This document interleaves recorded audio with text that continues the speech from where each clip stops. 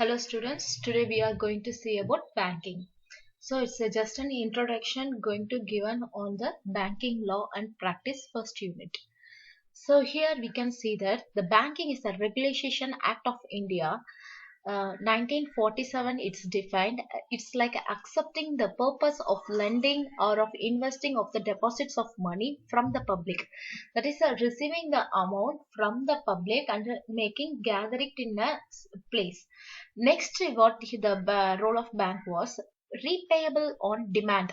According to their demand, the bank will give the amount by little or as a whole, like that the bank will play a role on the money, or otherwise or by withdrawal, by checks, draft, or other so and so materials on that. So these are the roles of the banks. So here the Reserve Bank of India Act was came in 1934, and the Banking Regulation Act. It was after the Reserve Bank Act. This Banking Regulation Act was given in 1949. So these are the systems mainly in the banking operations in India. Particularly, we are going to see in India. So other than next, we can see that on your next slide,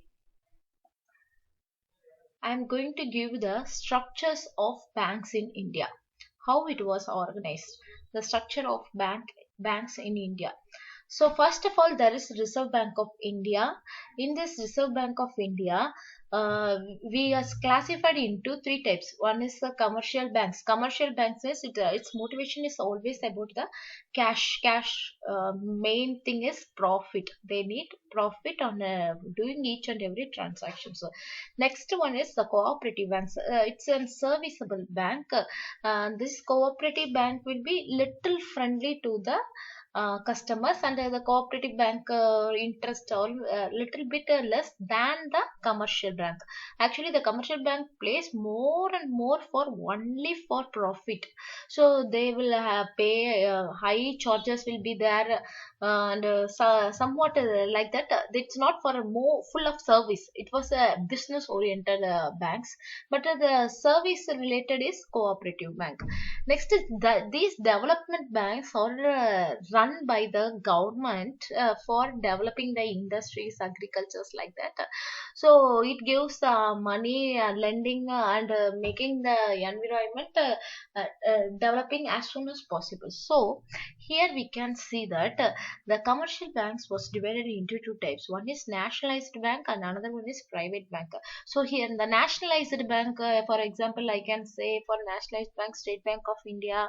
So like that, some of the banks, Indian Bank, or the nationalized bank. The private banks, which are the private banks? What are the private banks? We can mostly seen that the private banks was HDF, like that, small micro banks also operating for the area wise also. So these are the two banks are seen there. After that, we can see that the cooperative banks role.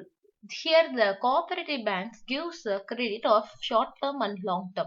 So in short term, we can see that it can giving the credit for the agriculture credit and urban credit. So in urban credit is like urban areas, if we are it's a slum area, means we can want to develop it in, means they will give amount for the housing loan, like that it will help us. So here we can see that the developing areas. Next one, we can see that agriculture credit is for short term only, not for long term, because the process of agriculture was taken for 6 months, maybe 3 months. A cropping pattern will be over, or more than 1 year. The rice pattern also will be over. So short period. So the agriculture was credit was short period, like that. Moreover, the long credits are not given by the cooperative banks, so they will give the short term banks. Next, we are going to see about the development banks. So in this development banks only, we are going to see eggs in industrial and agriculture things. So here, yeah, they want to develop the industry at any cost, actually giving the loans and encouraging the proprietor to bring in very good development. So it was a developing cost. Next, I am going to give you about the broad classification of the banks in India. So just we are going to see classifications of banks. This is in general question we will ask like this: what are the types of banks seen in India? So first one is RBI. It's a supreme monetary and banking authority in the country. These are the words should be golden rules like that. It's a main thing. It's a supreme monetary.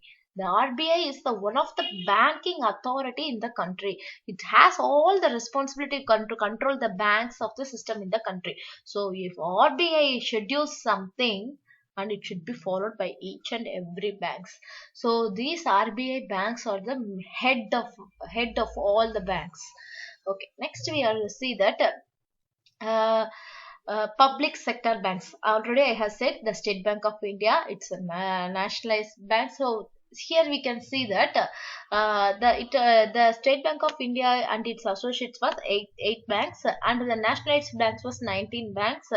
Next, the regional rural banks sponsored and by public sector banks are you already know, I think so. Regional rural bank is nothing but area based bank. The small villages and all, they will keep their rural banks for their development, and it was sponsored.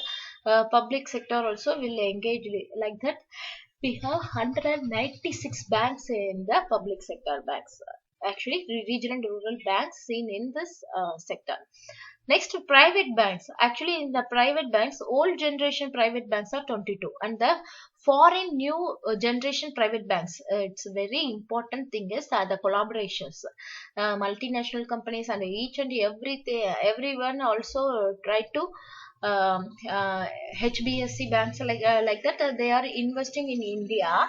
It gives the foreign collaborations banks, and it's a new generation private banks, and the banks in India.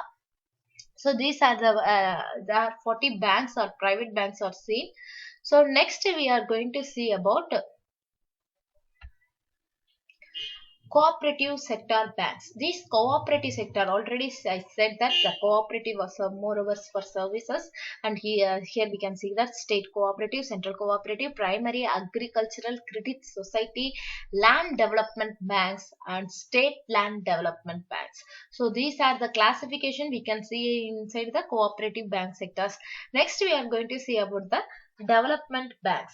So here the development banks are mostly provide long term finance for the setting up industries. So if are in an industry we need a long time loans and all, they also provide short term finance also, but both are there, but mostly long time firms also seen in this development banks, because the industry is there. The agriculture means they will moreover end in a short period, but for industry they will give a long term. If for agriculture itself, for tractor they will give long term loan. For a cropping pattern only they will give short term loans. So here we can see a clear view on that. So in industry we are seeing that the Industrial Financial Corporation of India, IFCI, these are the important notes you should know that. In 1 marks and all, they will ask what is IDBI. So we should write this industrial development of India. So these observations must be noted always. So these are the things, these NABARD, this SIDBI, these banks are the main banks to the development of India. So these are the things used. Next we are going to see about the commercial banks. Already I have said the commercial banks is full and full for profit only.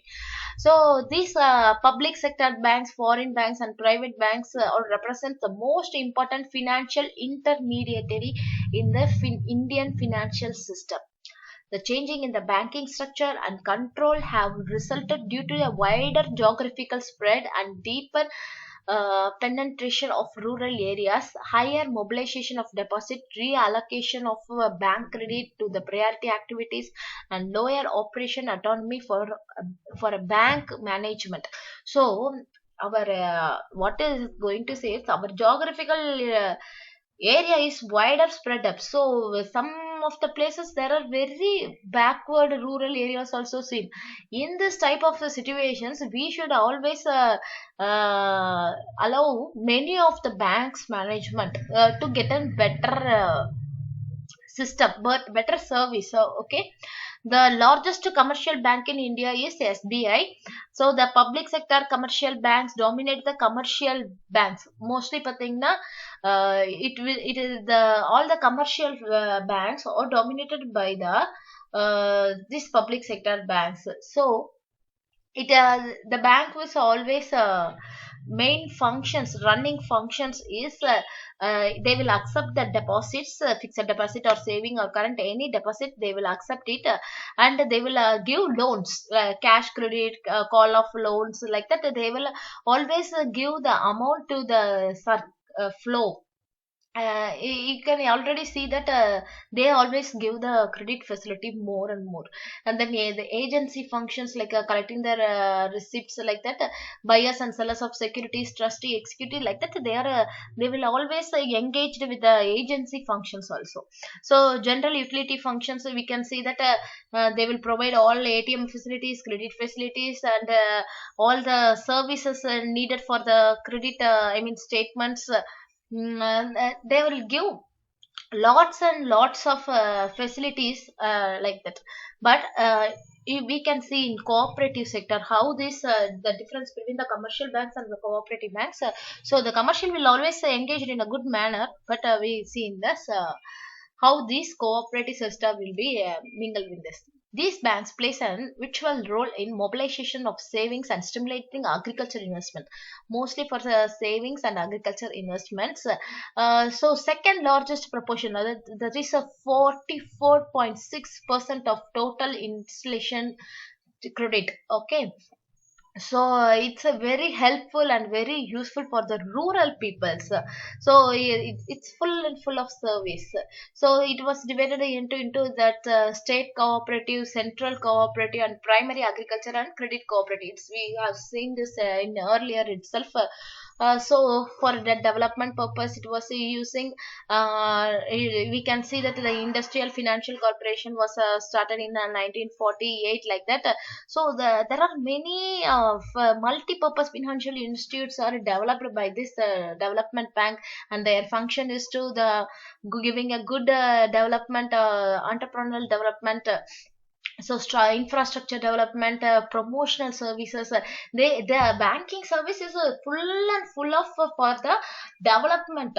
They are providing the amount, and they are helping them to develop in any ways. The social economic condition of an each and every individual should be developed. For the per capita level also that will be developed. So like that they are giving long term loans, everything to make them developing. So next we can see that the investment banks. So here the investment banks is already it's a financial intermediaries that acquires the saving of people. The role of the bank will start when the people started to saving. These savings will be going and deposits in our I mean think so banks. So these direct funds and business enterprises seeking the capital for the occasion of plants and the equipments and for holding the investors and called the investment bank. So where you are going to keep our capital for the we are going to buy a machine, means we are spending the capital on the machine. So it's an investment. So the business enterprises will always seek how to purchase an technologically dynamically changed very good machines and all. So these are the banks are called the intermediary financial sector. So they will help to fund the business peoples, and they will help them to purchase the machines like that. So for the capital formation, underwriting, purchases, securities, advisories, and for each and everything, they will help us like an middleman, security, insurer. So like this, the investment banks will helping them. So the merchant bank, what do you mean by merchant bank? So this merchant bank was a wider range of services such as the management of the customer securities, profile management, counseling, insurance, etc. It's called as a merchant bank. So here we can see that the services made by the management of the customer securities, that is was they will give the loan, they will sponsoring the issues, so arranging some fixed deposits, helping to merge them, and service of issues, like that they are giving some of the support to run the business. So these merchant banks also has a wider range of services. So next is the list of commercial banks and public sector banks. Here I have listed out uh, commercial banks and the public sector banks. So you can see the list. It was showing here. All the banks are familiar to you. Nothing but each and every banks are familiar to you. So I hope you can understand. So here is the private banks. I have listed the private banks for you. So all the private banks, you can see that ICCI, so Tamil Nadu Mercantile Bank, it was given by an communion, I mean, a community members, some community members. Next, Dhanlakshmi Bank, and these were the well-known banks in the private banks. Next, we can see foreign banks. Okay, I have already said that HSBC. Here you can see the Citibank, American Express Bank,